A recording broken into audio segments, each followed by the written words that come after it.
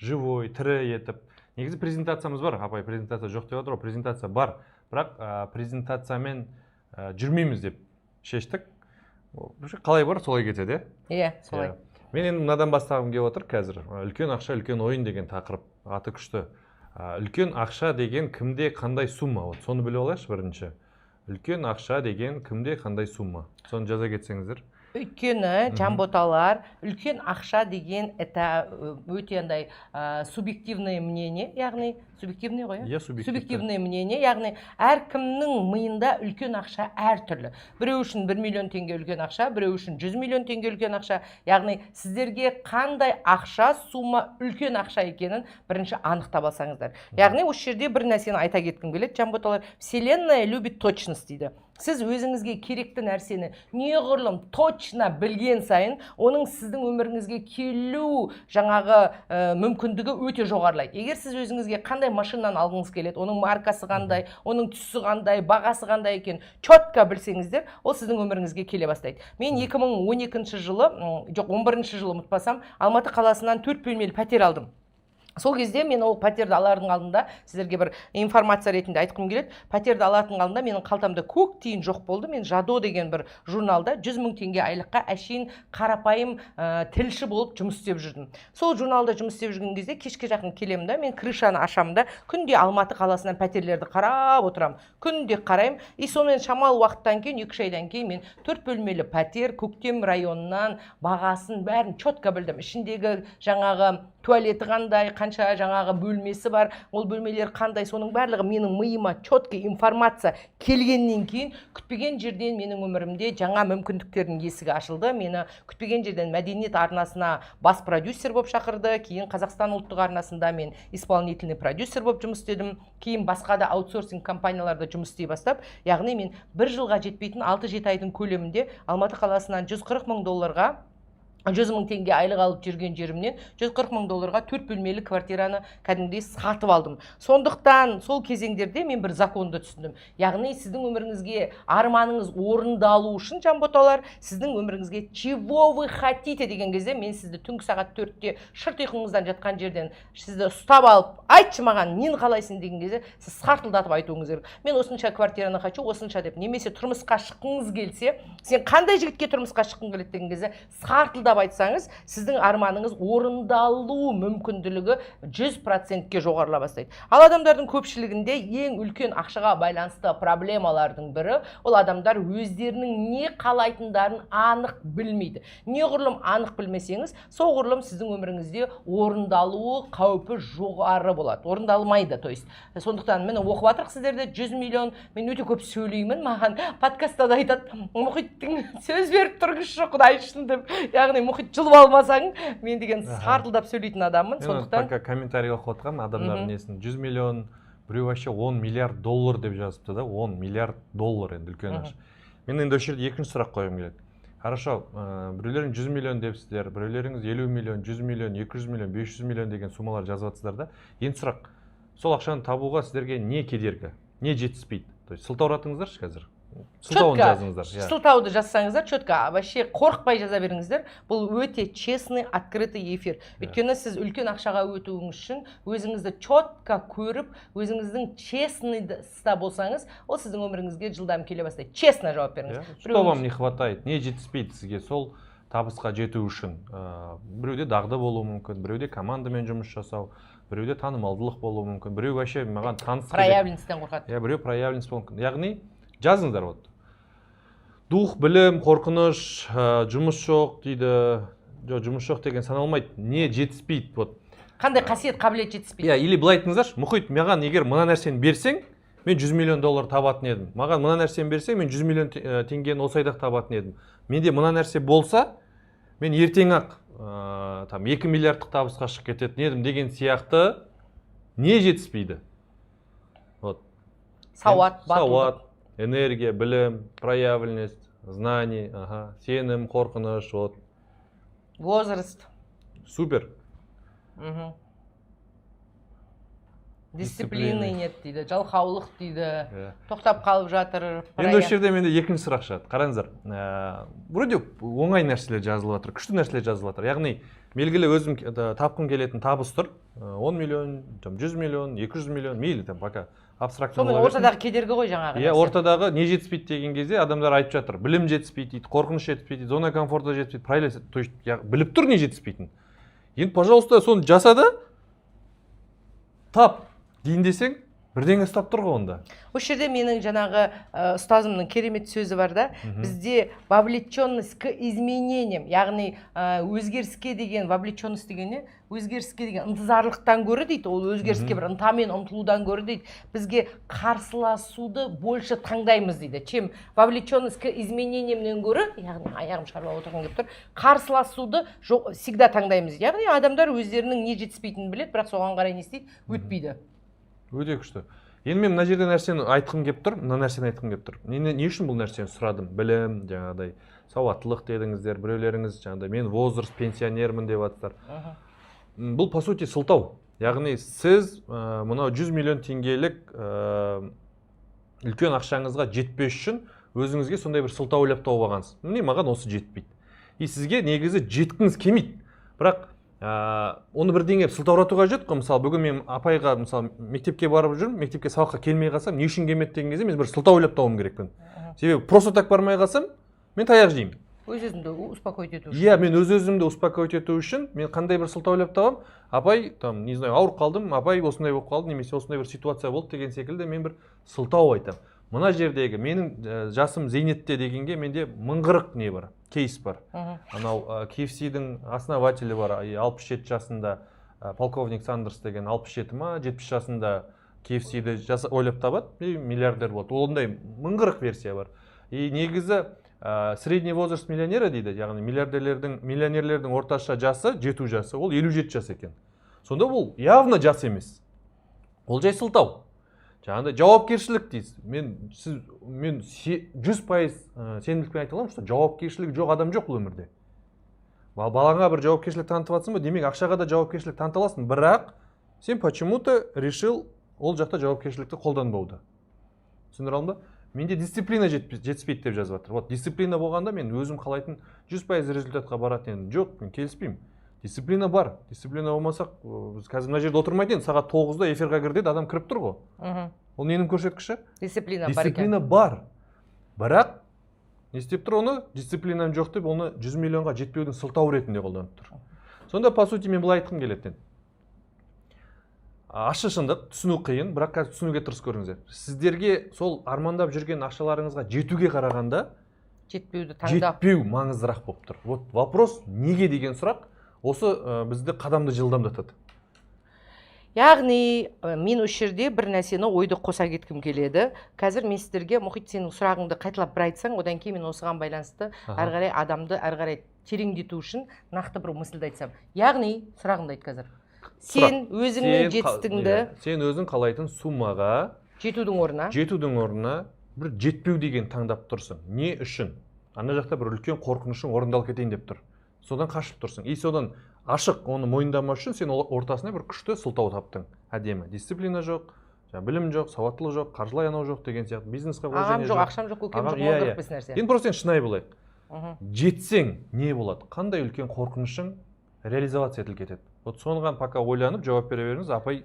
Мен қазір ойды жинақтайын. Яғни сіздер қазір үлкен ақшаға жетсеңіздер, сіз қалаған жаңағы жазған суммаңызға, жамбота 100 миллионға, миллиардқа, я не знаю, әркімнің өзінің сана биігіне байланысты сумманы жазды. Өзінің өткен шағынан адам бастап алып жазады. Осыған дейін көрген опытына байланысты сумманы жазды. Егер сіздерге сол ақшаға жетсеңіз не болады деген сұрақты сіздер пока ойлана тұрыңыздар. Мен сіздерге бір екі тақырыпты қазір кішкене тарқата кетпекшімін. Бірінші тақырып, яғни мен өмірімде ақшаға ұмтылып жүрген кездерімде, қатты ұмтылып, жанталасып, кәдімгідей зорығып жұмыс істеймін, ақша тапқым келеді, сөйтіп жүрген кезде адамның көзге көрінбейтін теневая сторона, слепая зона, бессознательность деген бар. Яғни біздің 90% басқарып тұрған біздің слепая зонамыз бар. Сол слепая зонаға өткен кезімде қарап отырсам, оказывается, менің ар жақтағы дауыстар, хотя мен мимен, мысалға адамдар бар ғой, өзінің инстаграмына мен миллионермін деп жазып қояды, ауызбен мен миллионермін, менің ақшам көп деп айтады, бірақ тән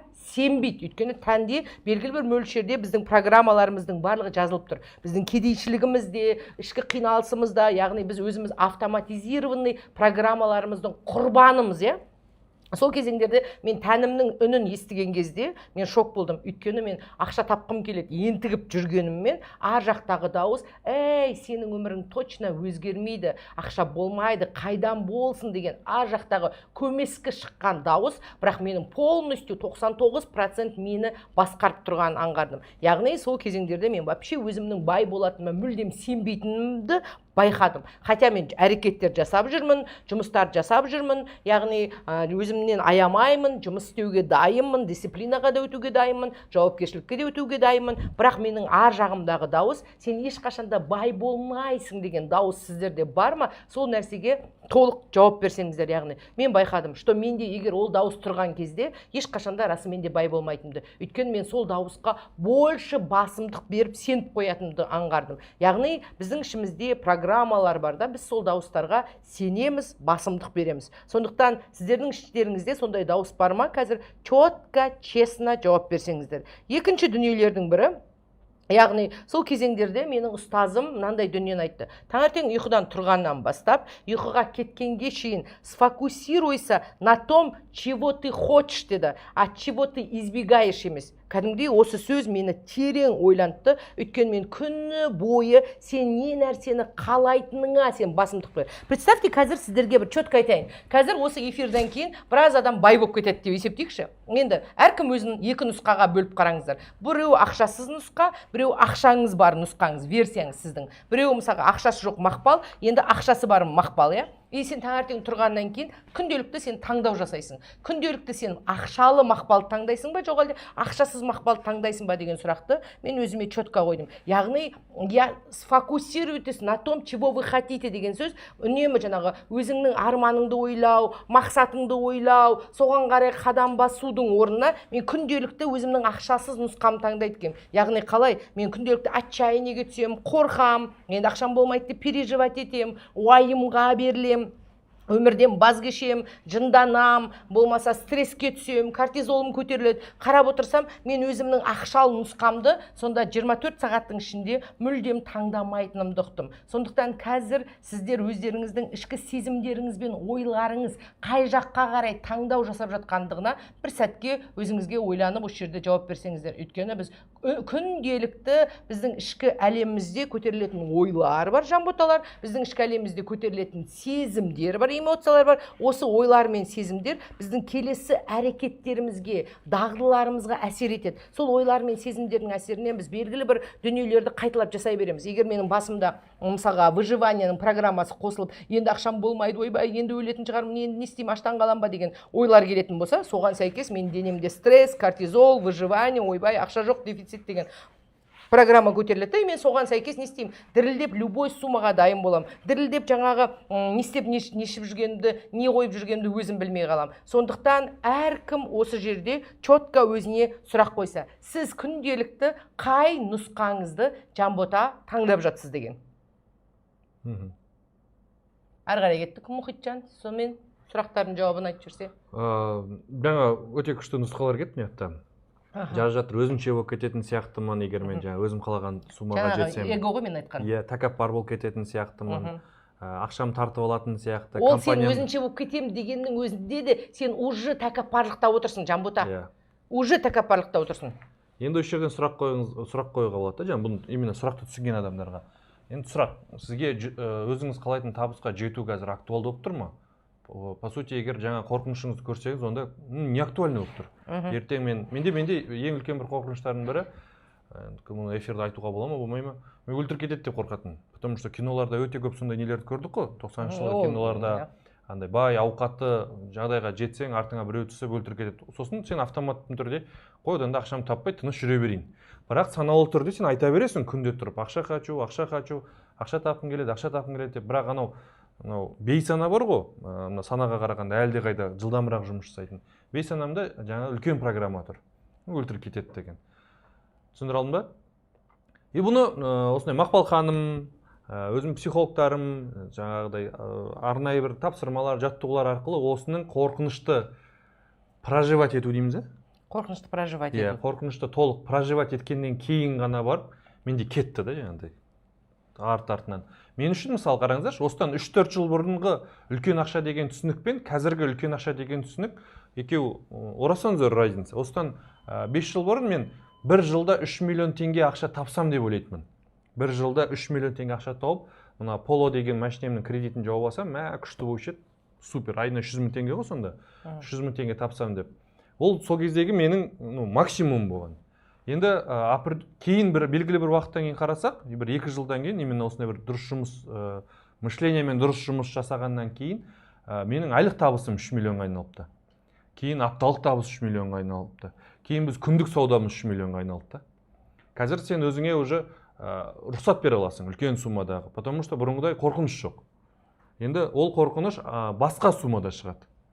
Возможно, менде бір 10 миллиардқа жетсем, тағы сол қорқыныш оянатын шығар деп ойлаймын. Осы жерде сіздерге бір ақпаратты мұхит жалғастырасыз ба ойыңды? Айта беріңіз, мен пока чат оқып. Осы жерде сіздерге бір ақпаратты мен кішкене айта кеткім келіп тұр.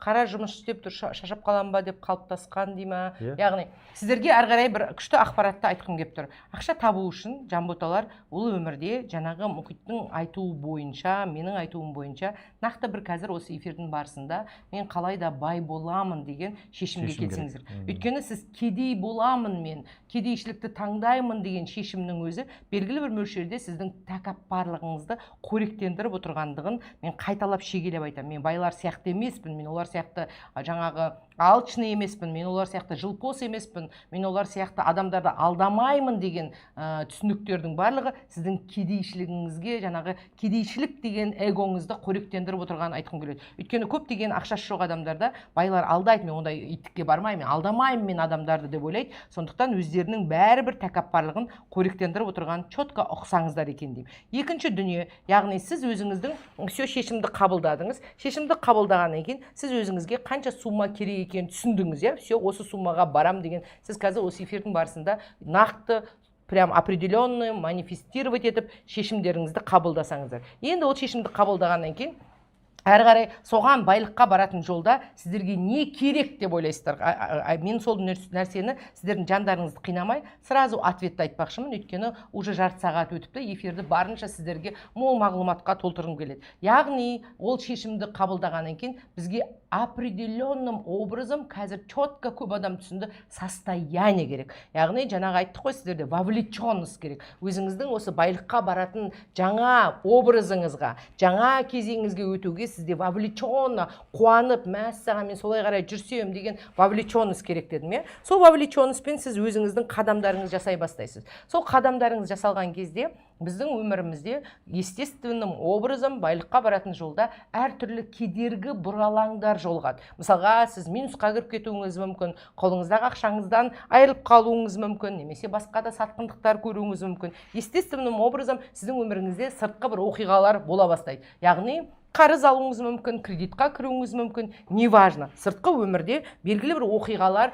біздің ішкі реакциямызға әсер етеді. Қазір осы тақырыпты прям терең ұқсаңыздар екен деймін. Өйткені мысалға, сіздің өміріңізде, например, срочно кредит төлеу керек деген оқиға көтерілген кезде, біздің осыған байланысты ішімізден әртүрлі сезімдер көтеріледі. Яғни, осы сезімдерге біз бата бастаймыз. Сондықтан сіз уже состояниеңіз не істейсіз? Жоғалта бастайсыз. Сіздің ішіңізде состояние болмағандықтан, сізді не басқарып тұрады? Сезімдер басқарып тұрады. Сондай сезімдерді, яғни біз психологияда реакция, восприятие деп атайды. Яғни, сіздің өміріңізде болып жатқан оқиғаларға сіздің ішіңіздегі реакцияларыңыз көтеріліп кетеді, сезім көтеріліп кетеді. Представьте енді, мысалға, мен қазір сіздерге 3 бірдей главный байлыққа кері тартатын 3 бірдей жауды айтпақшымын. Біз определенным образом, жанботалар, жауды сыртқы өмірден іздейміз. Яғни, мынау қарыз жау, немесе мынау ақшасыздық жау,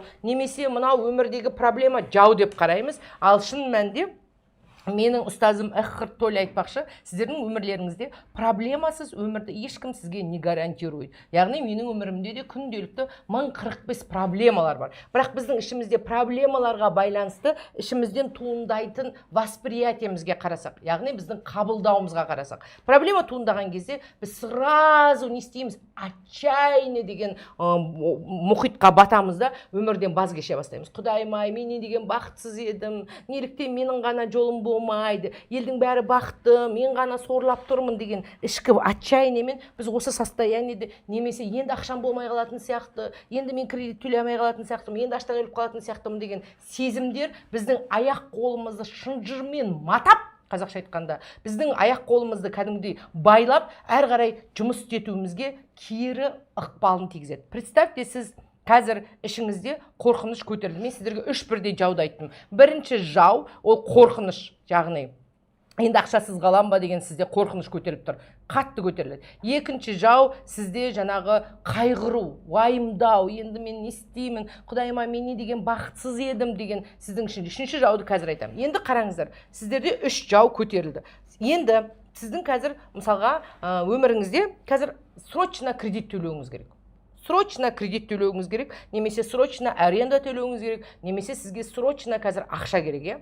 Сол ақша керек кезінде сіз қазір тұрып проблемаңызды шешудің орнына сіз не істейсіз? Ішіңіздегі сезімдер настолько көтеріліп кеткені соншалық, сіздің аяқ қолыңызды орындыққа байлап тастаған сияқты, сіздің аяқ қолыңызды матап, сол сезімдеріңізге бата бастайсыз, қорқынышыңыз көтеріліп тұр. Енді не істеймін деген, ақшасыз қалатын сияқтымын, аштан өліп қалатын сияқтымын деген қорқыныш сізді қылқындыра бастаған кезде сіз орныңыздан тұра алмайсыз. Яғни как будто сізді жіпсіз байлап тастаған сияқты. Осы қорқыныштың әсерінен, жанботалар, сіз айналаңыздағы мүмкіншілікті көрмейсіз. Вы смотрите на мир только через этот қорқыныш арқылы әлемге қарап тұрсыз деген сөз. Яғни, сондықтан адамның өмірінде ақшаға ұмтылу үшін ішкі состояниесінде спокойствие, расслабленность, яғни спокойствие тұру керек. Ең бірінші айтатын дүние, қазір мен осы сезімдер жайлы кішкене қиындатып айтып отырмын ба, нормально ма? Жақсы, күшті айтады. Қазір мен сіздерге ең бірінші нәрсе айтқым келеді. Аяқ қол қатып қалады,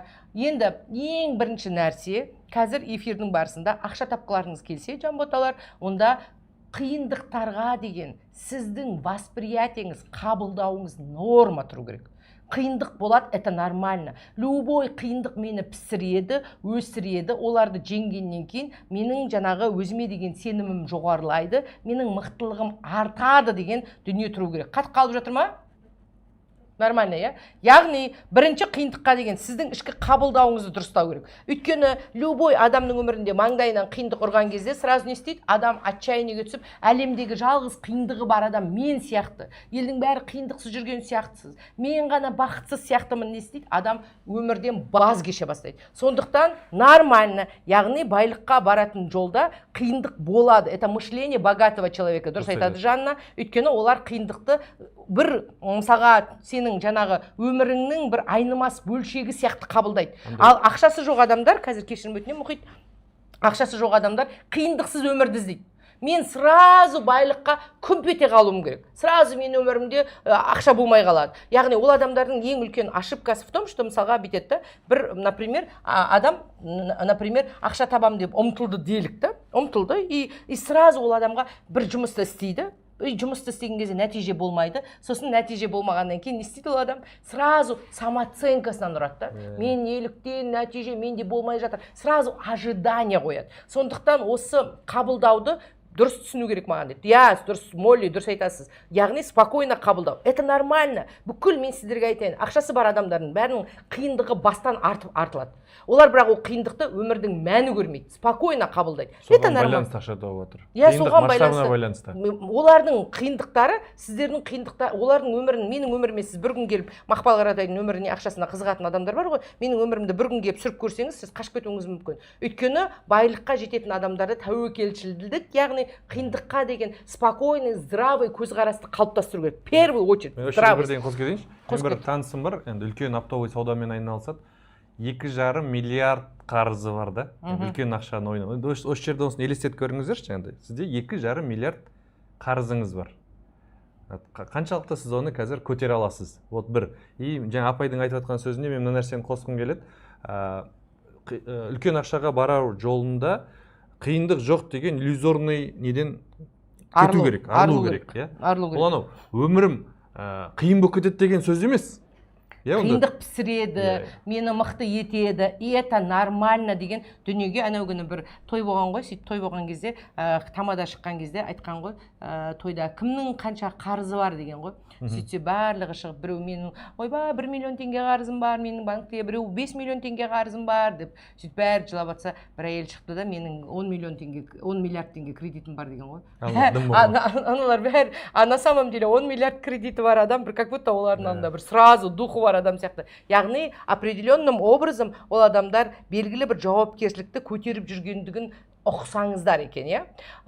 Енді Қырғызстанға кешкі сәлем. Жандарым сол. Батма деген кісіге. Ол демек сондай табыс тауып жүрген адам ғой дейді. Вот, мен осы жерде осының себеп салдарды керісінше қарауға кеңес берем. Ол сондай қиыншылыққа төзе алғандықтан ол сондай көп табыс тауып жүр. Яғни көбісі былай дейді, менде ақша болса, мен қиындыққа шыдайтын едім дейді. Ақиқатында ол керісінше, сен қиындыққа шыдай алғаныңның арқасында саған видео бонус ақша төленеді. Осы жерде бір нәрсені айтқым келеді. Адамдар белгілі бір мөлшерде напряжениені көтере алу деген түсінікті өздеріңізге алсаңыздар. Мысалға мен күнде фитнеске барам, ол маған напряжение. Соның бонусы ретінде маған здоровое тело, красивое тело бұйырады. Сол сияқты сен жаңағы определенным образом ақшалы өмірдің өзінің напряжениесі бар. Бірақ саған сразу Жанбота, мысалға анау Эмин Агаларовтың крокусы жанып кеткен сияқты үлкен напряжениені бермейді. Сенің өзіңнің көтере алатын қазір ауқымыңның айналасында напряжение бар. Яғни сен өскен сайын напряжение болады. Бірақ сол напряжениені нормально қабылдау, здраво. Это нормально, это часть жизни деп. Оған байланысты страдать етпеу. Одан кейін екінші бір айтатын дүнием, адамдардың барлығы ақшаға баратын жолда өздерінің самооценкаларымен чуть-чуть проблема бар. Сондықтан любой нәрсені, любой минусты олар жаңағы самооценкасына келіп тиеді. Например, қара, сен проявленностьқа өтем дедің, бүгіннен бастап личный брендті дамытамда, мен Инстаграмда танымал болғым келеді дедің, содан кейін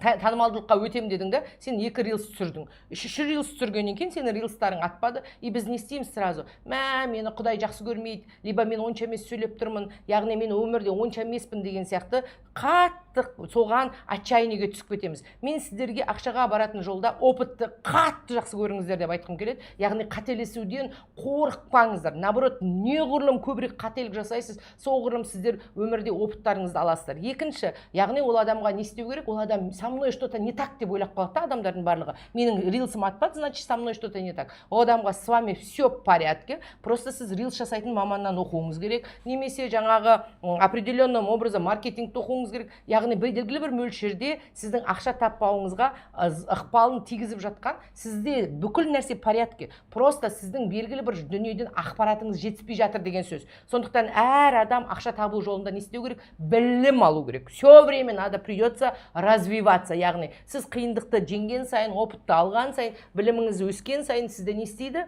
Определенным образом уже сіздің ішкі стойкіңіз пайда болады. Енді қазір осы жерде сіздерге бір нәрсені айтқым келеді. Нормально, сен айтатын нәрсеңді айта ал, сосын мен ары қарай жалғастырамын. Да, не айтайын? Хорошо. Не айтайын дегенде? Мен жаңа ойлап отырғам. Помните, біз жаңа вебинардың басында кім қанша табыс тапқысы келеді деген сұрақ қойдым. Сол кезде әрқайсыларыңыз әртүрлі сумма жаздыңыздар. Сосын екінші сұрақ болды. Не кедергі дедіңіздер? Біреулеріңіз білім дедіңіздер, дисциплина. Енді әркім әртүрлі сылтауын айтты. Енді мен осы жерде мына сұрақты қойғым келіп тұрды қазір. Вот қалаған жаңағы үлкен ақшаларыңызды табу үшін сіздер қанша ақша жұмсауға дайынсыздар? Вот осы сұраққа жауап беріңіздерші, өте маңызды сұрақ. Одан кейін мен жаңағы эмоциональный интеллектті айтып берем. Қорқыныш туралы бастап келетқан болатын, соны сіздерге түсіндіретін боламын. Вот 100 миллион теңге тапқым келеді деп тұрсыздар. Қанша ақша жұмсауға дайынсыздар осы жолда? Біреуіңіз 200 миллион теңге тапқым келеді дедіңіздер. Қанша ақша жұмсауға дайынсыздар? Біреулеріңіз миллиард тапқым келеді деді. Қанша ақша? Неге бұл сұрақты қойып отырмын? Біз кез келген магазинге баратын болсақ, вот мен алма алғым келеді. Давайте 100 миллион теңгені алма деген неге түсірейік?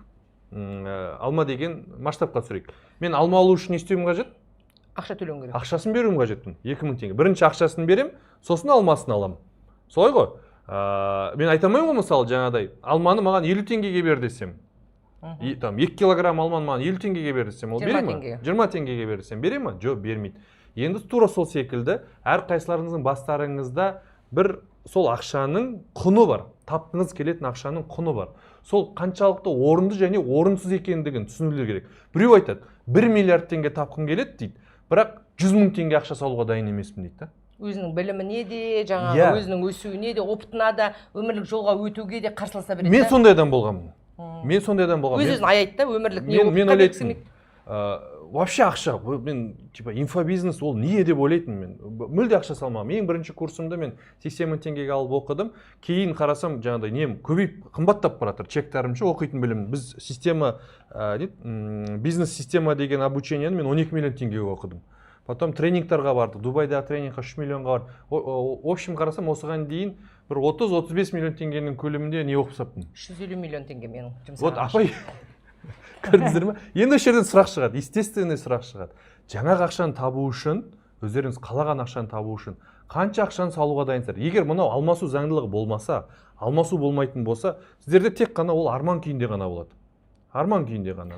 Ақша салуға, опытқа өтуге, өмірге өтуге, қорықпауға, яғни бағанадан бері эфирдің барысында бір определенный түсінікке келдіңіздер деп ойлаймын. Яғни мен мысалға өңшең менің кедей кезімдегі түсінігім былай айтатын тұғым. Яғни бір моментте ақша тауып, одан кейін жатсам деген. Содан кейін ол түсінікті мен алмастырып, өмірімнің соңына шейін жұмыс істеймін.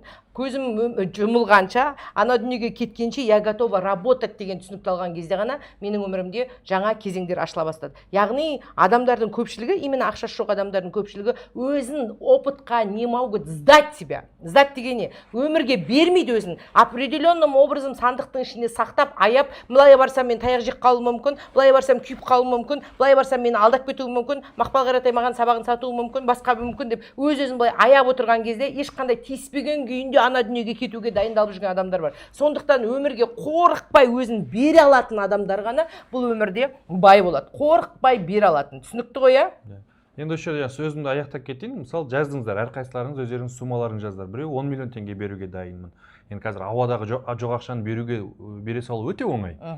Енді білесіздерде толық цикл пайда болды. Сіздер қалайтын табыс бар. Ортада игеру керек, дағдыларды түсіндіңіздер. Мысалы, маған қаржылай сауаттылық керек, дисциплина керек, қорқынышымды жеңу керек дедіңіздер, орта керек дедіңіздер. Соны сол дағдыларды енгізу үшін қанша ақша төлеуге дайынсың деген кезде әрқайсылар өздеріңіз суммаларыңызды жазыңыздар. 1 миллион, 2 миллион, 5 миллион, 10 миллион. Все, енді несі қандай, бұның решениесі қандай? Сол ақшаны өздеріңізге салыңыздар, болды.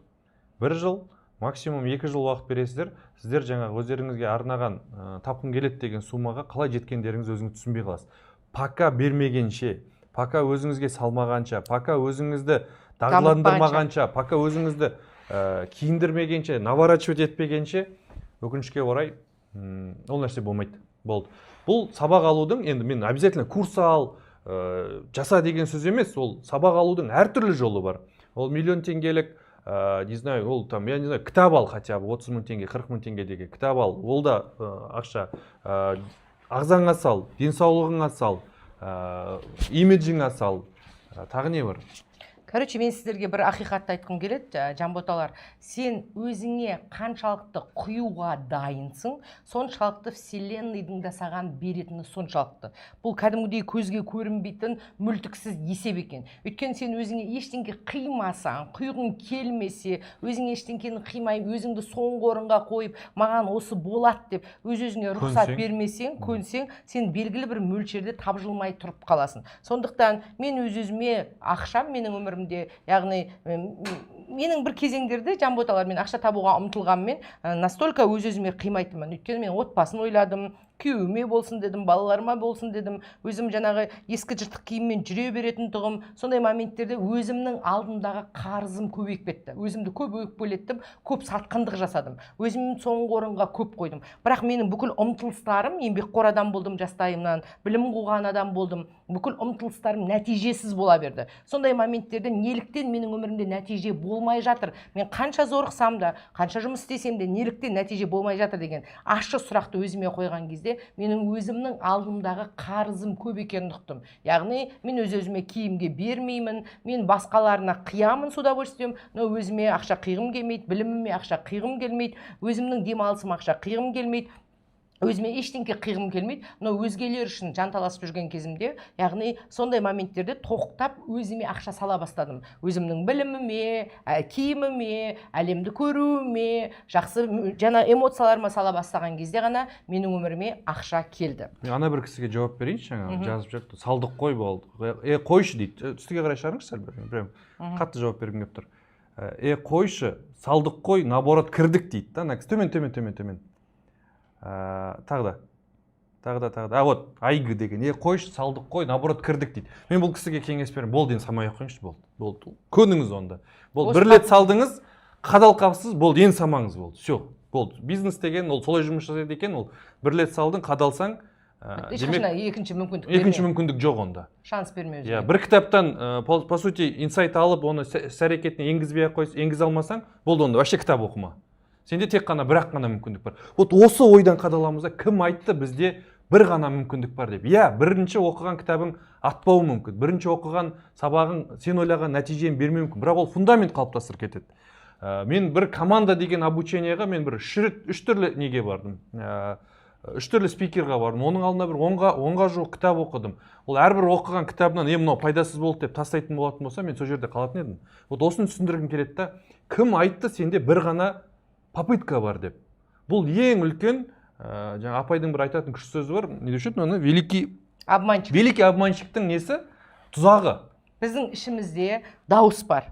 Сол дауыс қазіргі біздің ішіміздегі сол умның дауысы біздің қазіргі нүктемізге алып келді. Яғни біз сол великий обманщикке больше сенеміз. Ол великий обманщик не дейді? Сенің өміріңде байлыққа жетпейсің дейді. Ол великий обманщик айтады, сабақ оқи бергеннен ештеңе шықпайды дейді. Ол великий обманщик айтады, сенің жаңағы өмірде жолың болмайды дейді. Ол великий обманщик, қазір сен ақша таба алмайсың дейді. Болашақта бір сені қауіп қатер күтіп тұр дейді. Біз сол великий обманщикке қаншалықты жаңағы өзіміздің назарымызды береміз, қаншалықты оны накручивать еткіземіз, қаншалықты оны өзімізді басқартамыз, соғұрлым біздің өмірімізде соның айналасында өтіп жатыр. Сондықтан қазір осы великий обманщиктеріңізді тыңдасаңыздар, онда, пожалуйста, ол умды тыңдаудың арқасында мен ешқашанда өспес едім. Яғни оны тыңдамай, қайта өзіме полезный дүниелерді жасағанның арқасында менің өмірімде қалауларым орындала бастады.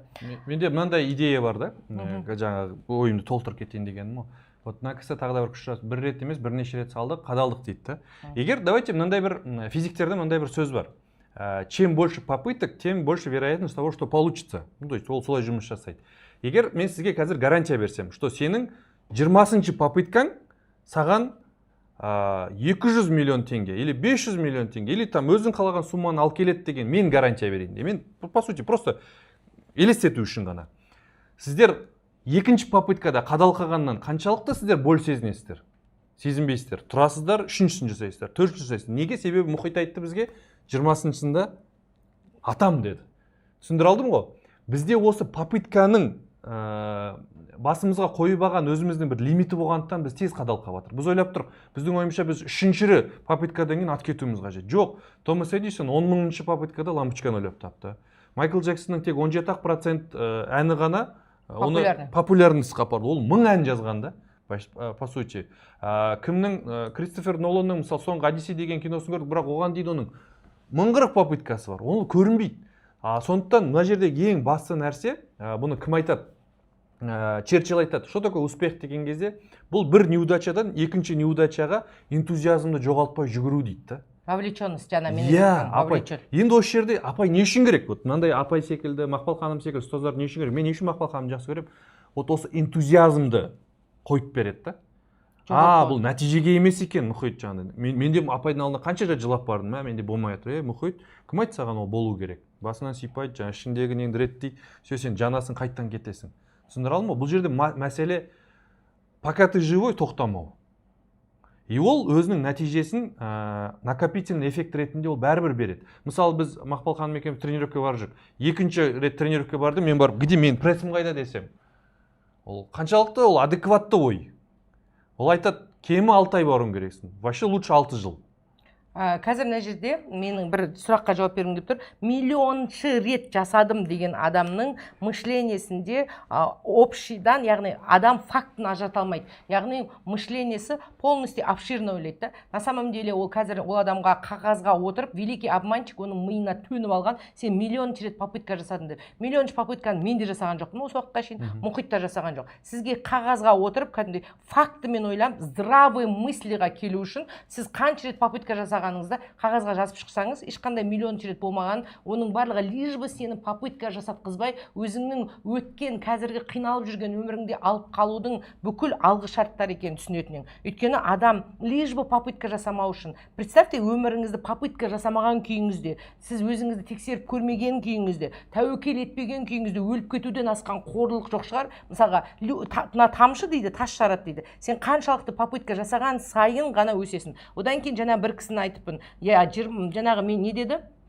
Түсіріп жіберіңізші, қазір жаңа бір кісінікін оқып қалдым. Қазір яғни 20 рет қадалсаң нең қалады емес, тағы да бір кісіні тағы да жаңа қазір көріп қойдым.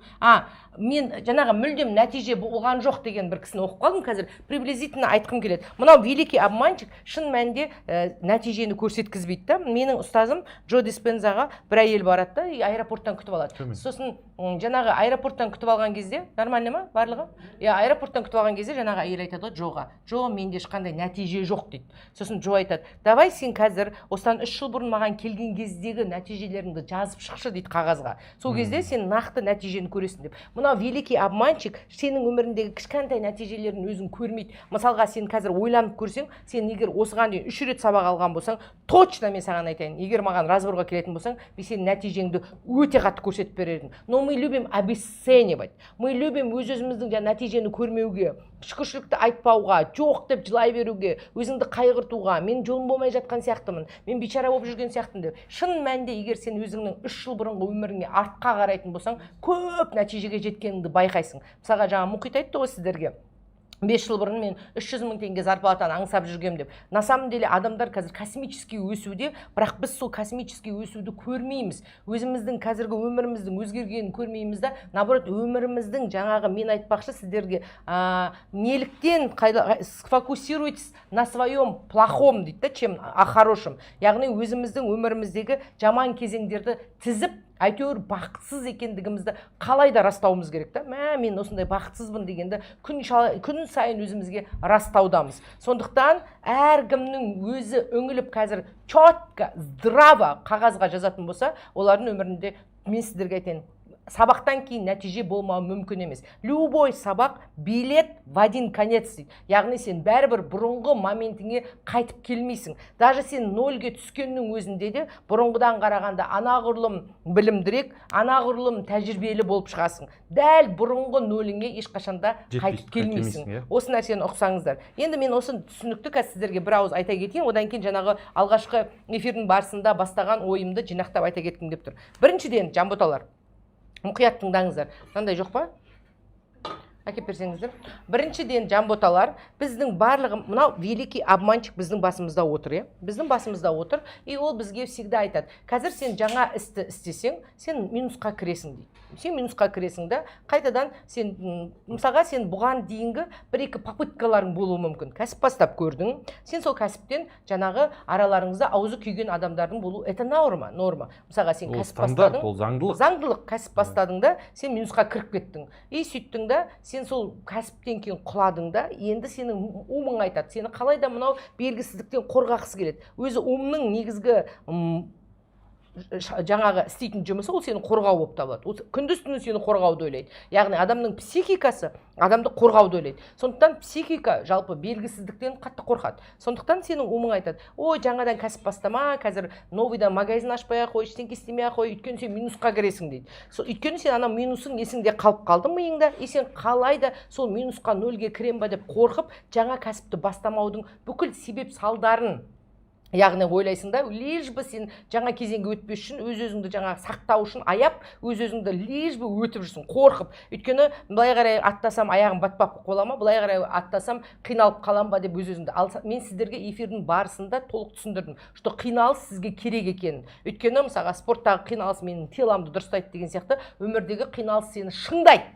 пісіреді, сені мықты етеді. Сондықтан өмірдің қиналысын жақсы көріңіздер деп тұрмын. Енді содан кейін лишь бы қорқайды. Енді қараңыздар, сіз нөлден қорқасыз да, сол үшін жаңа кезеңге өтпей жүрсіз. Ал шын мәнінде сіз ешқашанда тура бұрынғы нөліңізге өлдім бармайсыз, қазақша айтқанда. Өйткені кешегі күнге де біз бара алмаймыз. Даже кешегі минусым менің қайтып келсе де, уже мен бүгін басқамын, жанботалар. Мен бір жылдың ішінде, мысалға, мен бір жыл бұрынғы нөлім қайтып келсе де, мен бір жылдың ішінде алған тәжірибем бар, бір жылдың ішінде алған білімім бар, бір жылдың ішінде алған жаңағы өмірлік сабақтарым бар. Соның әсерінен ешқашанда сен бұрынғы минусыңа келмейсің дегенді прям өз-өзіңізге мына великий обманщикке түсіндіріп айтыңыздаршы. Сіз никогда, біздің бүкіл прежний өмір қайтып келетін сияқты, прежний минус қайтып келетін сияқты, сен дәл қазіргі биігіңе түсесің. Одан кейін тағы да көтеріп барып минусқа түсетін болсаң да, сен дәл соңғы моментіндегі мышлениеге келіп түсесің. Сондықтан ешқашанда бұрынғы минусың болмайды сенің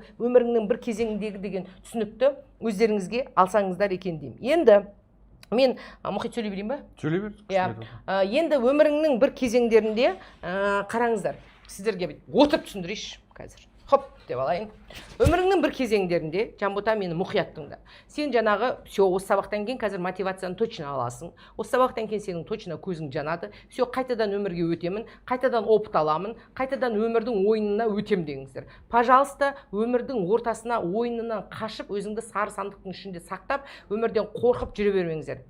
Придется обратно играть. Мен өз-өзіме айтқан болатын. Я до конца своих дней буду играть. Өмірмен ойнаймын. Лучше жаңа нәрселерді алам. Мынау душаның өмірге келгендегі негізгі миссиясы ол опыт алу. Опыт алуға дайынмын дедім. Енді сол моментте сен жаңағы өзіңнің бағытыңа қарай келе жатсың делге. Сол бағытыңа қарай келе жатқан кезде сенің ішіңде әртүрлі оқиғаларға байланысты 3 түрлі кедергі кездеседі дедім. Қатты. Біз кедергіні сыртқы өмірден іздейміз. Жанботалар, мен сіздерге айтайын, сіздің сыртқы өміріңіздегі кедергі аса ештеңке емес. Мысалға, сіз 30 миллионға кіріп кетуіңіз мүмкін, 100 миллионға кіріп кетуіңіз мүмкін. Не важно ол, не важно. Ол сыртқы фактіге қарамаймыз. Бізді құртатын ішкі кедергілер, яғни ішімізден көтерілген сезімдерге батып қаламыз. Сол оқиғаға байланысты өзіміздің ішкі бағамыз бар. Мына оқиға болды, мен сондықтан бақытсызбын деген бағаға біз больше батып қаламыз, ішіміздегі қорқынышқа больше батып қаламыз, уайымға больше батып қаламыз. Сол сезімдерден пока шығам дегенше жылдар өтіп кетеді да, и сол сезімдердің ішінде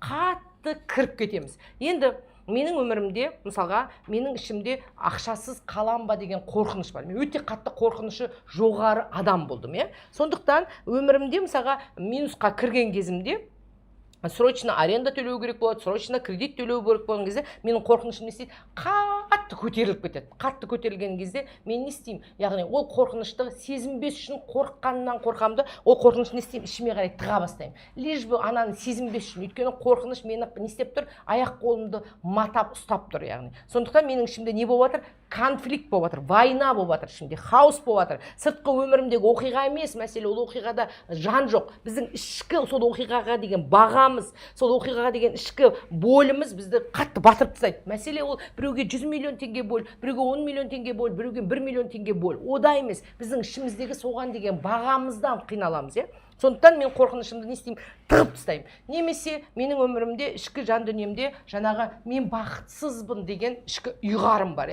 Қайғыру. Елдің бәрі бақытты, мен ғана бақытсызбын деген қайғыру көтеріледі маған время от времени. Ол қайғыру көтерілген кезде оқиға болды, мысалға мен өмірімде ақшасыздық болып қалды. Менің ана қайғыруым сол оқиғаға байланысты ішімде жатқан жануар тірілді де, триггер оқиғадан не істеді? Мені шарпи бастады. Неліктен мен ақшасызбын, неліктен мен ғана бақытсызбын деген менің ішімді, бойымды жайлап тастады. Сол не істейді? Мен жатқызып қояды. Мен бақытсызбын, құдайым-ай деп жылап жатырмын. Немесе менің ішімде злость көтерілді, яғни раздражение көтерілді. Мен ашуландым. Неге мен жолым болмай жатыр? Неліктен? Мен ашуды не істеймін? Тығып тастаймын. Қайғыруды тығып тастаймын. Жоқ, мен қайғырмауым керек. Немесе мен қорықпауым керек деп тығып тастаймын. Сол моменттерде менің ішімде, представьте, конфликт, яғни все время осы сезімдер шарпып жатыр. Адамдарды жатқызып тастайтын жанботалар сыртқы оқиғалар емес, сенің ішкі бағаң мен сезімдерің болып табылады. Осы сезімдеріңнен кейін сен көбірек жатып қаласың. Мәселе сыртқы оқиғада емес,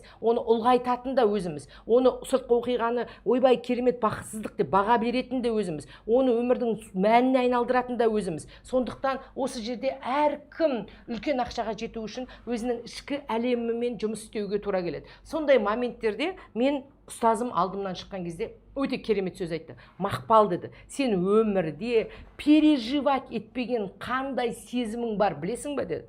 Қандай дедім? Ол қорқынышың деді. Сен ол сезімді до конца проживать етуге өзіңе рұқсат бермейсің деді. Сен ол сезіммен соприкасаться етіп көрмегесің. Сен өз қорқынышыңнан қашып жүрсің. Өйткені өзімді ничтожество сезінгім келмейді, өзімді нөлде сезінгім келмейді, өзімді ақшасыз сезінгім келмейді, қашып жүрсің. И ол сезім сен не істеп жүр, өмір бақи соңынан қуып келе жатыр деді. Теперь сол қорқынышыңа тіке қара деді. Яғни қазір мен бұл ауыр тақырып болса да кішкене сіздерге айта кеткім келіп тұр. Яғни өйткені бұл эмоциональный интеллект. Ақша табу үшін адамда жоғарғы эмоциональный интеллект керек. Яғни адам өзінің сезімдерімен четко жұмыс істеу керек. Сол кезде мен қорқынышымнан қашып жүрмін да, өйткені не істеп жүрмін? Өзімді бейшара сезінгім келмейді. Өйткені ана сезім көтеріледі да, мен өзімді ничтожество, ақшасы жоқ бейшара сезініп жатырмын. Ол сезімді сезінгім келмей қашып жүрмін. Қорқыныштарымнан қорқып жүрмін. Сол моментте, яғни сенің қорқыныштарыңды деді, представьте, сен қорқыныштарыңды сенің жауларың емес, представьте, сенің ішіңдегі сол сезімдердің барлығын достарың деп есептеп көрші деді, бір сәтке.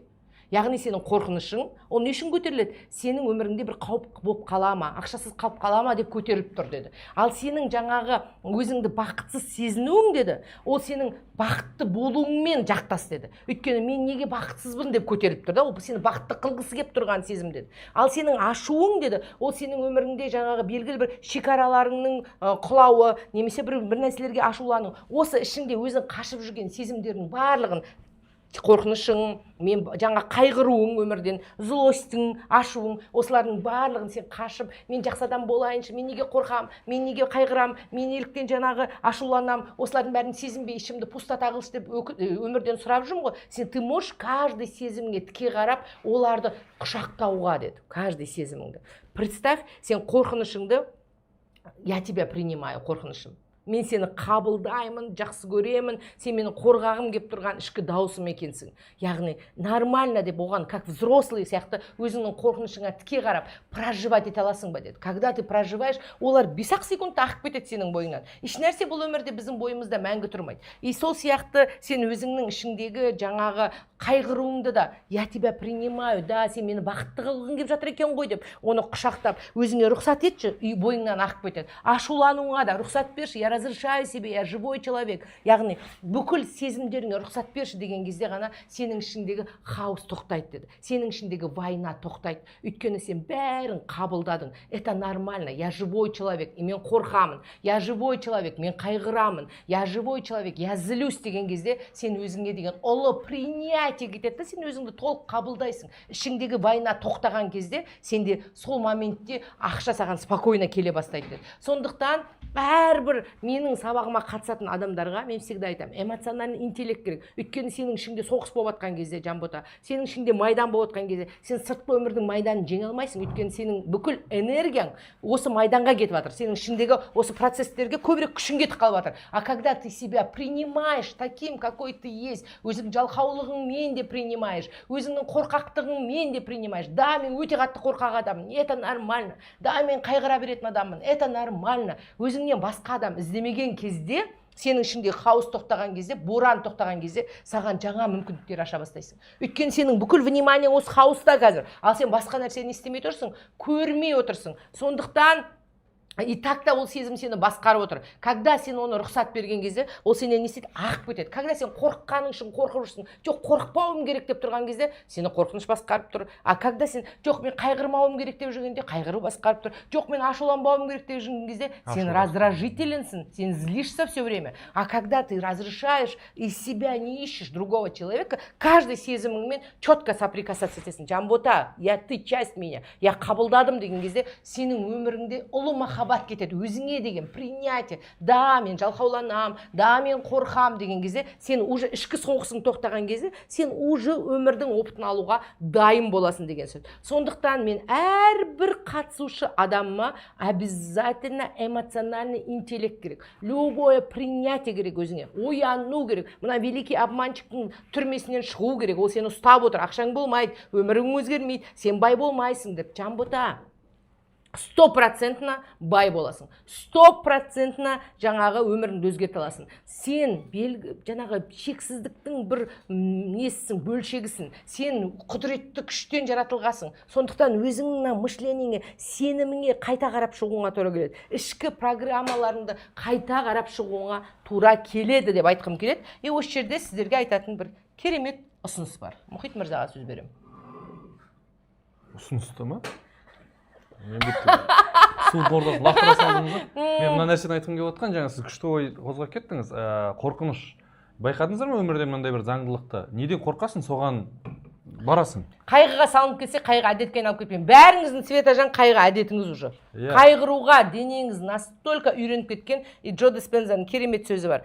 Ты как наркоман зависишь от тех эмоций, которые сенде уже әдетке айналып кеткен. Чтобы ол эмоцияларды сезіну үшін дейді, сен оқиғаларды, ситуацияларды шақырасың дейді. И ол просто сен когда принимаешь, олар все сені мазаламайды. Принятие кеткен кезде олар өзімен өзі сенің өміріңде реально қайғыратын жағдай болған кезде ғана келеді. Ол керек, сен тірі адамсың. И мен ана кеше ғана Тары деген неге бардым ғой, ана Көлсайдың басында. Сол жерде мен өзім жақсы көретін бір музыкамды құлағыма қойып отырған кезде жылап қалдым да. Не үшін жылап қалдым? Өйткені кереметті адамның ішінде переживанияның болуы да, оның барлығы сенің тірі екендігіңді көрсетеді да. Сенің ішіңде, представь, өліп қалған болса, ешқандай сезімсіз болып қалатын болсаң, мына сыртқы өмірде жан жоқ қой, біз өзіміздің ішкі сезімдеріміз арқылы сыртқы өмірге баға береміз да. Сен ешқандай сезімсіз болып қалсаң, сен онда өлікке айналдың деген сөз да. Адамдарға тірі кезінде живой болуға, спонтанный болуға, легкий болуға и бүкіл сезімдеріне ашық болуға керек кеңес беремін. Өйткені ол сезімдер сенің өміріңде керек. Менің ұстазымның керемет сөзі бар.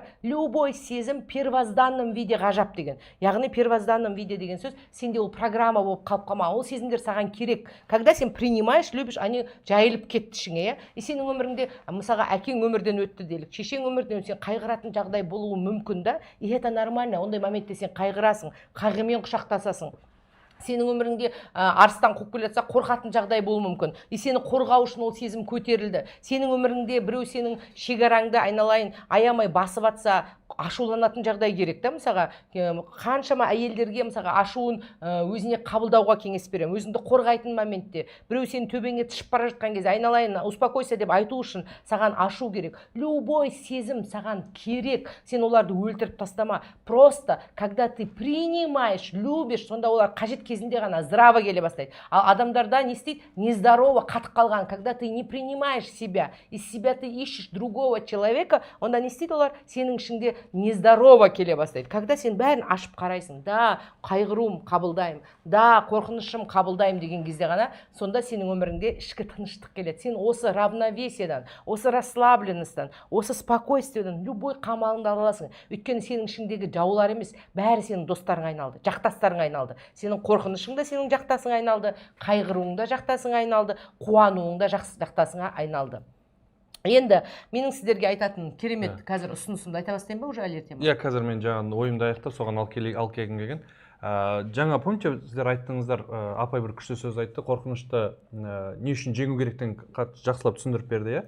Оны қалай проживать ету керектігін түсіндіріп берді. И оның мен бір маңыздылығын айта кеткім келіп тұр. Не үшін біз қорқынышты проживать етіп тастауымыз қажетпіз?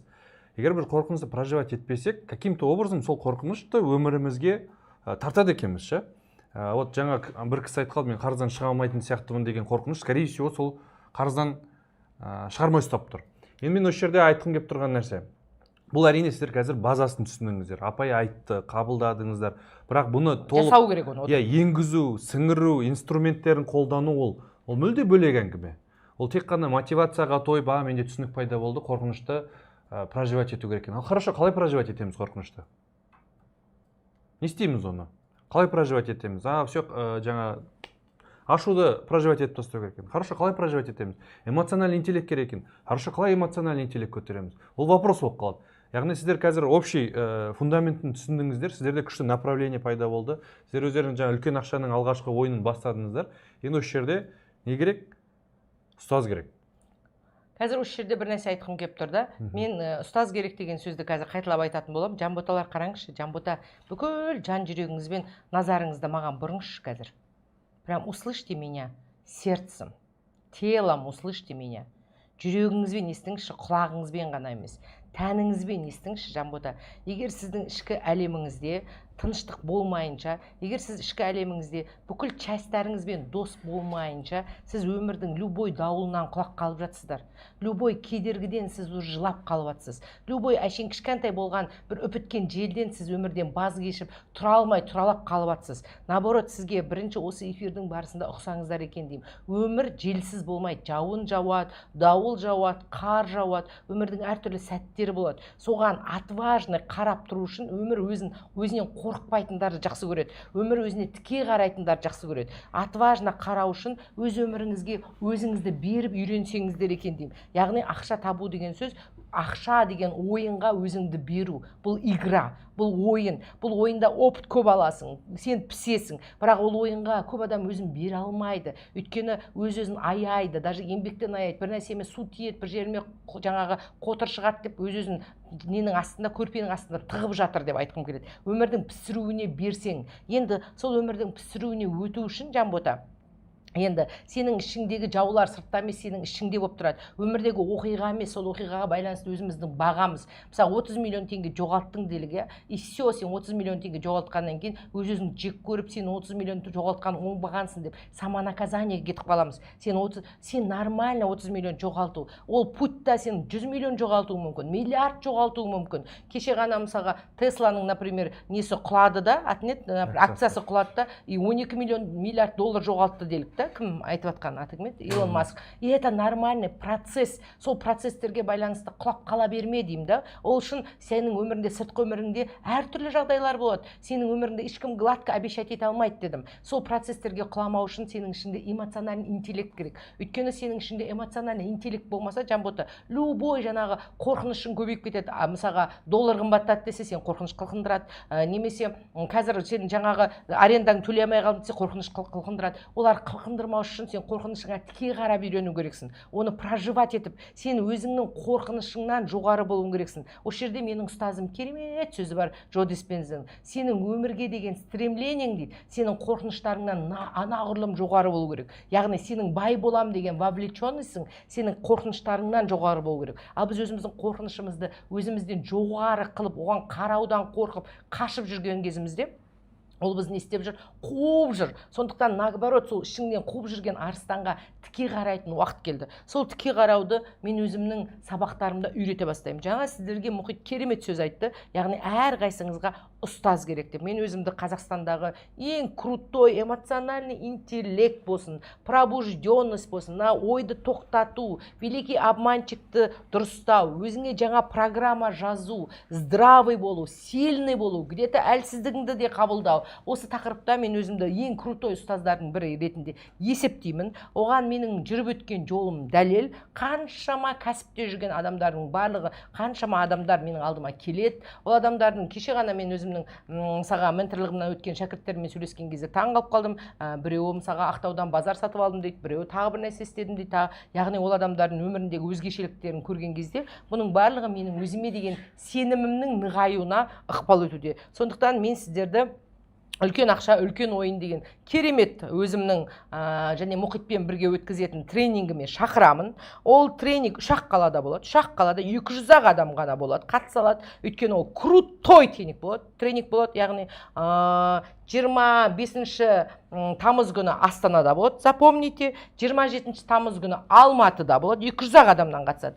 Және 29 тамыз күні Шымкент қаласында болады. 3 қалада. Істейм деген адам қазір осы 3 қалаға бару, сізге Америкаға бару емес, немесе мен сізге Антарктидаға кел деп отқан жоқпын. Бәлә, барам мен ана жаққа, қатысам мен Мақпал Қаратайдың айбынын алам мен, мынаның энергиясын алам мен, өтем маған, осындай адам керек маған деп нақты шешім қабылдайтын адамдарды күтемін, яғни көздері жанып тұрған, әрі қарай өтемін мен жаңа кезеңге қарай деген адамдарды күтемін. Естеріңізге түсіріңіздерші, менің сабағыма қатысқан қаншама адам отыр осы жерде. Менің сабағымнан кейін қаншалықты өмірлеріңізге өзгеріс болды. Здраво есіңізге түсіріңізші, көбіңізде 100%-тан 99%-іңізде өзгеріс болды. Яғни менің сабағымнан кейін қазір есіңізге түсірсеңізші, сабаққа қатыстыңыз, одан кейін сол айналдырған 5-6 айдың ішінде өміріңізге реально өзгеріс келуіне ықпал еткен мен қаншама адамның. Сондықтан сол адамдарды қайтадан өзгеріс алуға шақырамын. Тренингтің бағасы өте арзан, 35-ақ мың теңге. Мен осындай бағаға өткізейін деп шештім. Тек қана 200-ақ адамнан, Алматы қаласы 200 адам, Астанадан 200 адам, жаңағы Шымкент қаласынан 200 адам. Алматы 27 тамыз, Шымкент 29 тамыз, Астана 25 тамыз. 3 қалада күтемін. Яғни қатсам десеңіздер, мені 777 183 5302 деген нөмірге қазір жазыңыздар. Қазірдің өзінде уже қаншама орынның жартысы өтіп кеткен қазір. Осыған дейін парақшада сатылғандықтан, сондықтан 100-ден астам орындар бар. Мен сіздерге реально айтып отырмын. Қазір осы жерге жазып өз орындарыңызды алыңыздар да. Жоқ, мен жылдың аяғына шейін өзімнің өмірімді толыққанды өзгерткім келеді. Мен жылдың аяғына шейін жаңа кезеңге өткім келеді. Мен осы қасиеттерді алғым келеді деп өтсеңіздер. Өйткені мен сіздерге айтайын, ақша табатын адам мен ақша таппайтын адамның айырмашылығы жоқ. Просто ішкі системасында ғана. Яғни ол адамның мышлениясінде, өмірге көзқарасында, қиындыққа көзқарасында, ішкі дағдыларында болып табылады. Осылардың барлығын сіздерге айтатын боламын. Және мұхиттың өткізетін часті мен эмоциональный интеллект, состояние, здравость, жаңағы мышление деген тақырыптарды айтсам, мұхит өзінің тарапынан сіздерге жаңағы инструменттер жайлы айтады, ақшаға байланысты. Ақтауда өткізбеймін, бір күн болады. Күндерді айтыңыздар, 25 тамыз Астана, 27 тамыз Алматы, 29 тамыз Шымкент, 35-ақ мың теңге. Сізге жай ғана миллион емес, миллиард емес, өзіңіздің үлкен ақшаңызға алғашқы қадамыңызды жасап, 35-ақ мың теңгеңізді төлеп, кездесуге келсеңіз болды. 35 мың теңге өте арзан сумма деп есептеймін. Өйткені мен, как всегда, білімге өте щедрый адамын. Және орын саны шектеулі, шын мәнінде, өйткені залдар алынып қойған 200-ақ қаладан. Қытығына тигін кеп тұршы, шәкірттеріңіздің осы жерде тұрған адамдардың бір екі немен қытықтарыңызға тигіңіз кеп тұрмын. Бағана 100 миллион, 200 миллион, 500 миллион теңге тапқым келеді деген адамдар болады. Енді қазір құнын төлеймін екен, бірінші қытықтап қояйын. Екіншісі, Мақпал ханым сіздердің қалаларыңызға барады тұр. Көргім келеді, қай қала күштірек күтіп алады екен, көрейік. Ойбай, ұстазым деп, сырттай ғана мына комментарийда ғана мақтап, ой, Мақпал ханым күштісіз, әйтесіз, бүйтесіз деп, Астанаға келгенде ешкім жоқ. Мен қатты күтіп алатын қаланы білемін, Шымкент. Шымкент қаласы қазір от души алады. Шымкенттен бір күн болады. Мощный шәкірттеріңіз Астанада деп жүр ме? Шымкент па, Астана ма, Алматы ма, қазір көрейік. Яғни төлем жасау үшін Алматы сәл қасымда жүр ғой деп бағаламай жүр ғой, апа, қалай ойлайсыз? Міне қараңыздар, қыздар, жігіттер. 2 күн өтпейді, Ақтөбеге бара алмаймын. Ақтөбе деген сіздерден айтайын, Жамбота Астанаға ұшып келу, Алматыға ұшып келу, мен сіздерге Антарктидаға ұшып келетін деп атқан жоқпын. Яғни ол жерде квантовый скачокты тыңдайсыздар, үлкен ақша мышлениясын тыңдайсыздар, өзіңізге жаңағы ақшаға байланысты қандай медитациялар жасайтын тыңдайсыздар. Дәл қазір алған алғашқы әр қаладан 50 адамға мен құны 35 мың теңге тұратын квант медитациясын қазір тегін сыйлайын деп шештім. Маған Аружан қарамай қойсын. Дәл қазір бос жерде алған адамдарға өздерін перепрограммировать ету үшін сіздерге ақша тақырыбында, яғни сіздерге сол жерде нелер бар, медитациялар бар, үлкен ақша тақырыбында жаңа программалар салу үшін квант медитациясын саған нервісі болып отыр. Нервларына мен сол кісіге тиіскім келіп дейді. Квант медитациясын не қыласыздар? 29 вақтаға жұмысқа кетеміз. Шындап